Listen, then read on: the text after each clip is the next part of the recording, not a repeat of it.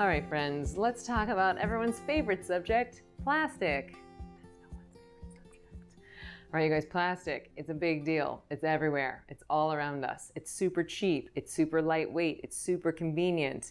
And it's effing up the world and our bodies. By the time we get to 2050, there's going to be more plastic in our ocean than fish. I'm going to say that again. By 2050, we're going to have more plastic in our oceans than fish. That's not cool. The plastic patch, remember how we all thought it was the size of Texas and we were all freaking out? Well, guess what? Now it's twice the size of Texas. So what are we going to do about it? Right? Someone else is not going to solve this problem for us. We have to solve it ourselves. We need to start educating people. We need to start educating ourselves about what we can recycle, what we cannot recycle. We need to start talking to our grocery stores, our restaurants, our neighborhoods, our buildings, and encouraging them to start compost programs, to stop using plastic straws. There's some little steps that if we all take together, we can actually start to make a pretty big difference. So I want to start by sharing with you guys what I do to recycle, what I do to compost, things that I carry with me on a daily basis to help reduce my plastic consumption. And look, we're living in a plastic world. At least for me, it's impossible to totally avoid it. But what I do use that's plastic, I try to reuse. I try to recycle as much as possible. My team at Ziva gets so frustrated with me because I yell at them when they come in with plastic silverware. They bring in plastic bags. I'm like, why didn't you just bring one of our Ziva tote bags? So it takes some discipline and it takes some forethought. But when you start to realize the magnitude and the severity of the problem, then packing a lightweight little bag in your purse seems like not that big of a deal. So let me talk you through what you can and can't recycle, at least for New York City. Now, my big addendum to this is that I very much want you to check your local recycling protocols, because every city, every town, every state is different. So make sure you can do a quick Google search of like my town recycling protocol and you'll find what's right for you. But I think that some of this stuff is pretty universal. So I'll start by saying that I buy as little plastic as I can, but obviously things come in plastic. So something like tonic water, right? It's in plastic. I will recycle this. Now, one of my sad vices is takeout. I eat way more takeout than I would like to, and it's just a plastic nightmare. And I try to recycle as much as I can, but this, as we were preparing for this video, I was like, look, it's recyclable, but this is actually number 5. And in New York City, you can't recycle number 5. So even though it has a little recycle sign on it, because it's number 5, I can't recycle it, so this has to go in the trash.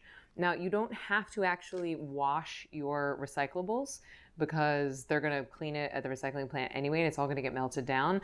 I personally wash it because I don't want smelly trash sitting out in my house for a week. So I just rinse it off, put it in the recycling. And I have 2 bags. I have a plastics bag and then I have a paper bag. So I actually just take like an old grocery bag and I'll put all my paper stuff in there so I can just take this and pop it into the paper recycling. But stuff like egg cartons, old paper, office paper, cardboard, you can put in your paper area. What you cannot recycle though is soiled paper, so dirty paper towels. You can compost it. Vegetable peels, fruit peels, eggshells, coffee grinds, even tea bags, if they're not made out of plastic, can go into your compost. Now, a lot of people will say, well, there's no compost in my building, or I don't want smelly stuff sitting around my house. Well, guess what? There's no compost in my building, and I don't like smelly stuff in my house either. So what I do is that I keep a bag, one of these reusable shopping bags. I put it in my freezer, and then anytime I have organic waste, I just put it into that freezer bag, and then once a week, I take it to the farmer's market. And then I love going to the farmer's market because I can buy products there that are A, not supporting industrial farming complexes, but B, they're not wrapped in plastic. And then I feel good because I'm also supporting local farmers, which is great not only for the environment, but also for your body. Now, one of the tricky ways that plastic is getting into all of our lives is cutlery.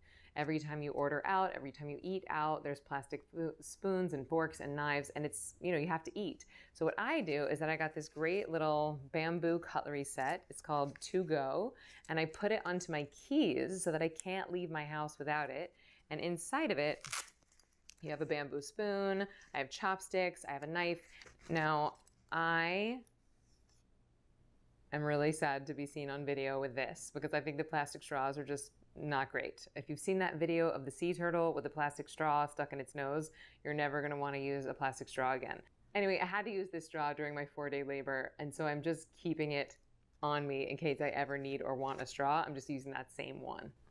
So quick recap. Recycle all the hard plastics that you can. Check the number on it to make sure that that number is something that gets recycled in your area.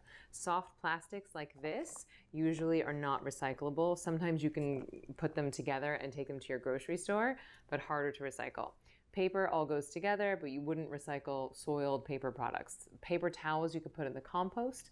You can compost vegetable, fruit, eggshells, coffee grinds. Put it in your freezer so it doesn't smell. Take it to your farmer's market once a week, and then support your local farmer buying things that are not wrapped in plastic. This is the really easy one, is just throw one of these tiny little bags into your purse, into your briefcase, and then anytime you're just like, oh, I have to go to the grocery store, then you have one on you. You could also put your keys on this so you always have a bag with you, because you guys, these plastic bags are not great. They're everywhere, they're cheap, but they are not great for you or the planet. If you have to use one of these, what I recommend is recycling it and then doubling it as a trash bag afterwards. Okay, so many things, but I hope that this is helpful. I really do believe that if all of us start to make little changes collectively, this can start to make a very big difference. But step one is we have to educate ourselves. We have to actually understand what's recyclable and what is not. And why on earth would a meditation teacher be talking about recycling? Well, basically, my mission on this planet is to leave it better than I found it. I want to up-level collective consciousness, and I believe that that's not only in our mind, but it's also in the actions that we take. So I hope that this video helps to clarify and inspire you to reduce, reuse, and recycle. All right, bye friends.